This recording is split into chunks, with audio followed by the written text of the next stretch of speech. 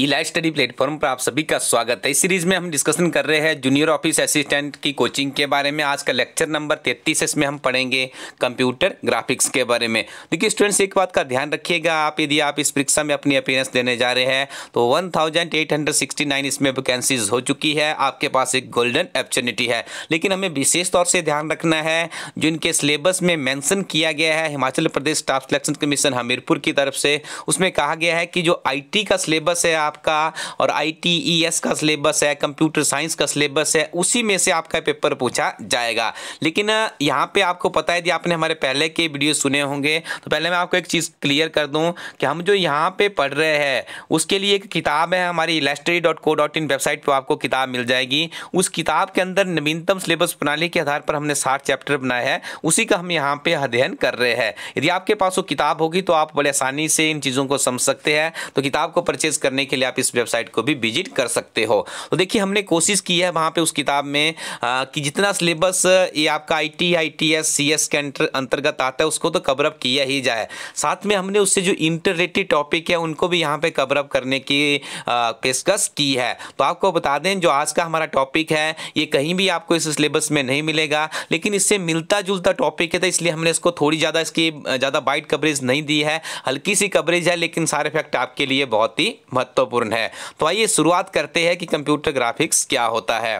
Computer graphics is the branch of computer science that deals with the generating images with the aid and computers. देखिए simple भाषा में यदि हम बात करें तो जो हमारी कंप्यूटर का एक इंटरनली स्ट्रक्चर है वो किस तरह से रिप्रेजेंट होता है, कंप्यूटर के ग्राफिक्स की वजह से ही रिप्रेजेंट होता है। Computer graphics is concerned with digitally synthesising and manipulating visual content. देखिए पहले यदि हम बात करें तो CRT होता था, कैथोड रे ट्यूब्स होती थी। देखिए उसके ग्राफिक्स से हमें डिस्प्ले मिलता था। धीरे धीरे टेक्नोलॉजी आगे बढ़ती गई और आज की डेट में तो हमारे पास बहुत ही आधुनिक तरह की टेक्नोलॉजी अवेलेबल है, जिसके माध्यम से हम काफ़ी बेहतरीन तरीके से इमेजेस अपनी स्क्रीन पे देख पाते हैं। स्टूडेंट्स, आप इस किताब में से इसकी डेफिनेशन को थोड़ा सा एक बार पढ़ लीजिएगा। ज़्यादा महत्वपूर्ण कंसेप्ट नहीं है, लेकिन आपको ज्ञान होना चाहिए क्योंकि आपको एक एक नंबर के लिए संघर्ष करना है। देखिए यहाँ पे पोस्टें भी बहुत ज़्यादा है, वैकेंसीज की भी कमी नहीं है, लेकिन मैं आपको बता दूं क्वालिफिकेशन 10/2 रखी गई। कंपटीशन की भी आपको यहाँ पे तगड़ी टक्कर देखने को मिलेगी। Some application areas of the computer graphics are, ये चीज़ आपके लिए इंपॉर्टेंट है, तो याद रखिएगा। विजुअल इफेक्ट्स है, डिजिटल आर्ट है, स्पेशल इफेक्ट है, वीडियो गेम्स है, एनिमेशन है, फोटो इन्हेंसमेंट, टाइपोग्राफी है, आर्किटेक्चर है, कार्टोग्राफी है, वेदर मैप्स है, इंजीनियरिंग ड्राइंग है, सैटेलाइट इमेजेस है, एंटरटेनमेंट की दुनिया है, मेडिकल इमेजेस है, सिमुलेशन एंड मॉडलिंग है। देखिए स्टूडेंट, कितने ज़्यादा कंसेप्ट है जो कि ग्राफिक्स के साथ में जुड़े हुए है। यदि हम IT को भी थोड़ी देर के लिए भूल जाते हैं, देखिए हमारे जीवन में कितनी तरह से जो ग्राफिक्स है, कंप्यूटर का ग्राफिक्स है, वो किस तरह से इस्तेमाल होता है। तो आपके अंदर एक इस तरह का आपको जुनून पैदा करना है कि नहीं, मुझे ये चीज़ इसलिए पढ़नी है कि इसमें नई चीज़ में, नवीनतम ज्ञान में मेरा क्या बढ़ोतरी होगी। इस सोच के साथ में आप नियमित रूप से मेहनत करते रहिएगा।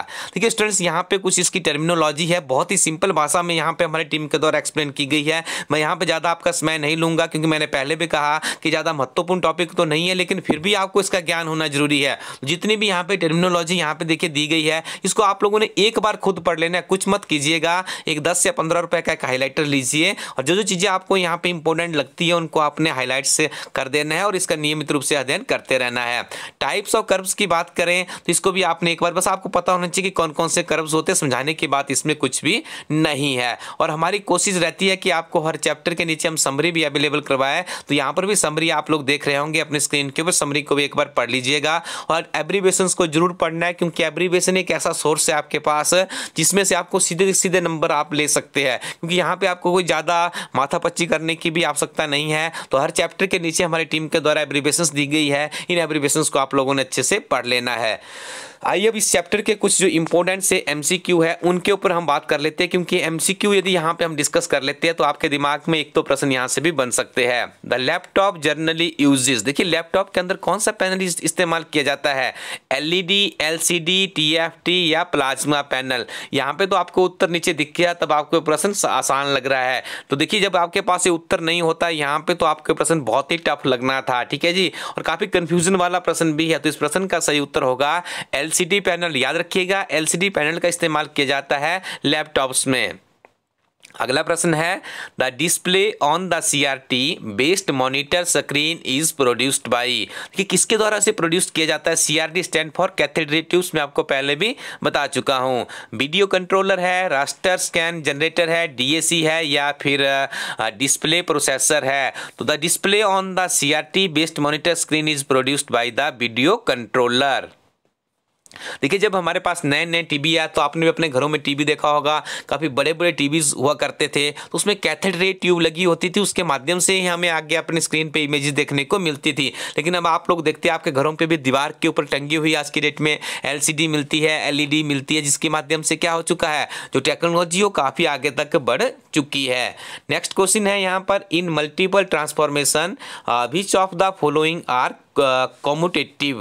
देखिए, इस प्रश्न का सही उत्तर है ऑप्शन नंबर A और C, rotation about a fixed point and translation है, और C है यहाँ पे यूनिफॉर्म स्केलिंग एंड रोटेशन है। Which of the following is not true for व्रेसेम्स अप्रोच। तो देखिए यहाँ पे ट्रू क्या नहीं है, तो ऑप्शन नंबर D इस प्रश्न का सही उत्तर है। Next one is the slope of a line is important for, ये किसके लिए इंपोर्टेंट होती है। तो देखिए यहाँ पे ऑप्शन नंबर C है, बोथ DDA एंड व्रेसेम्स एल्गोरिदम के लिए ये इंपोर्टेंट होती है। Which of the following is not a basic transformation, reflection, rotation, scaling या नन ऑफ द अबव। तो इस प्रश्न का सही उत्तर है रिफ्लेक्शन, यानी option number A is the right answer.